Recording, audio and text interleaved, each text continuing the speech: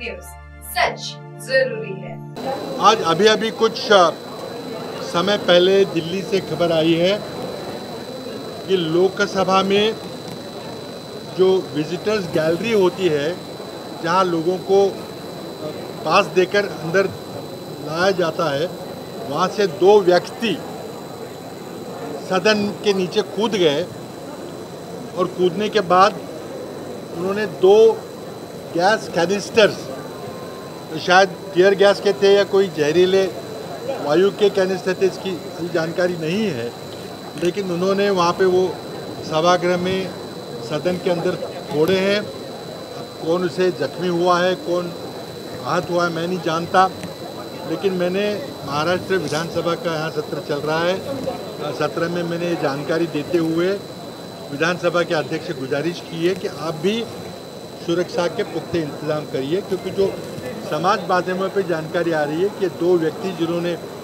लोकसभा में यह हरकत की है वो शायद महाराष्ट्र के थे। मुझे पता नहीं है कि ये महाराष्ट्र के थे, पक्का है कि नहीं, लेकिन ऐसी जानकारी मिल रही है।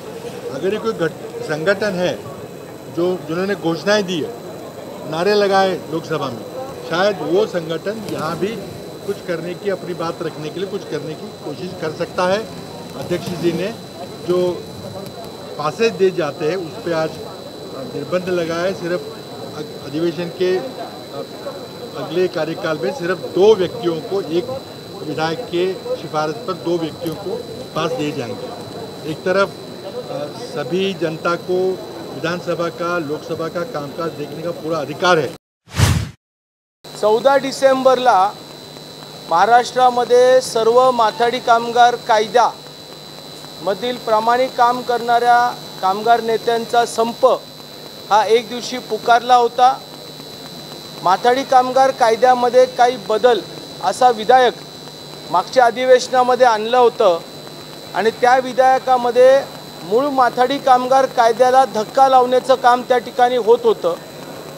आज राज्याचे मुख्यमंत्री आदरणीय एकनाथ शिंदे साहेबांनी, त्याचबरोबर उपमुख्यमंत्री देवेंद्र फडणवीस साहेब, उपमुख्यमंत्री अजितदादा पवार आणि कामगार मंत्री सुरेशजी खाडे साहेबांनी बैठक घेतली आणि या बैठकीमध्ये जे बेकायदेशीर किंवा फेक किंवा गुंड प्रवृत्तीचे माथाडी कामगारांचे नेते आहेत, जे न काम करता पैसे घेतात, उद्योगधंद्याला त्या ठिकाणी अडचण निर्माण करतात, याबद्दल चर्चा झाली।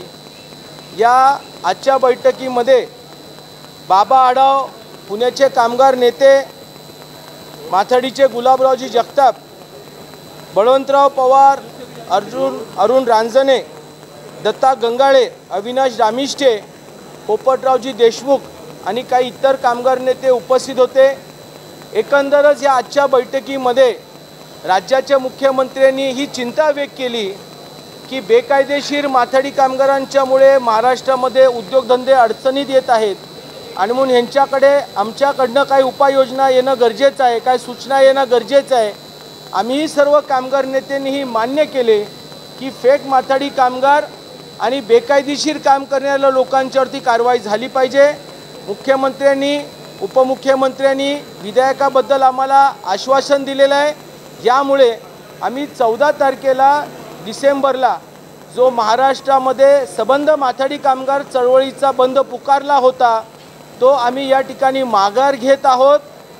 आपल्या चॅनलच्या माध्यमातून सर्व माथाडी कामगारांनाही आव्हान करतो की आपण सुरळीतपणे सर्व बाजारपेठा, कृषी उत्पन्न बाजार समिती, ट्रान्सपोर्ट, रेल्वे महाल धक्के, इम्पोर्ट एक्सपोर्ट, ज्या ठिकाणी माथाडी कामगार कायदा आहे त्या सगळे कामं पूर्वरित त्या ठिकाणी सुरू राहतील आणि मुख्यमंत्र्यांनी दिलेल्या आश्वासनाप्रमाणे बेकायदेशीर फेक माथाडीबद्दलही या संदर्भातल्या आम्ही लेखी सूचना दिलेल्या आहेत, पण जी समिती गठन केलेली आहे त्या समितीमध्येही आम्हाला सूचना देण्याकरिता त्यांनी मुभा दिलेली आहे, म्हणून आम्ही या ठिकाणी संप माघार घेतलेला आहे मुख्यमंत्र्यांच्या आश्वासनानंतर। आज गडचिरोली जिल्ह्यातील 2 आदिवासी महिलांचा डिलिव्हरीच्या वेळेस मृत्यू झाला। दोनही आदिवासी महिला होत्या। या मृत्यूमागील कारण स्पष्ट आहे की डॉक्टरांचा हलगर्जीपणा, औषधोपचार वेळेवर न करणं, औषधी उपलब्ध नसणं आणि विशेष म्हणजे या मृत्यूचं कारण असं आहे की तिकडे चाललेला भ्रष्टाचार.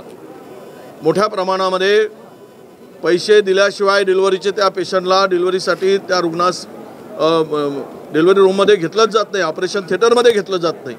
इतका मोठा भोंगळ कारभार त्या ठिकाणी आहे. राज्यामध्ये अनेक ठिकाणी अशा पद्धतीनं बालकांचा आणि महिलांचा मृत्यू झाला आहे. आपण पाहिलं मेडिकल कॉलेज असेल नागपूर, नांदेडला असेल, संभाजीनगरला आहे, ठाण्यामध्ये आहे, कळव्याला.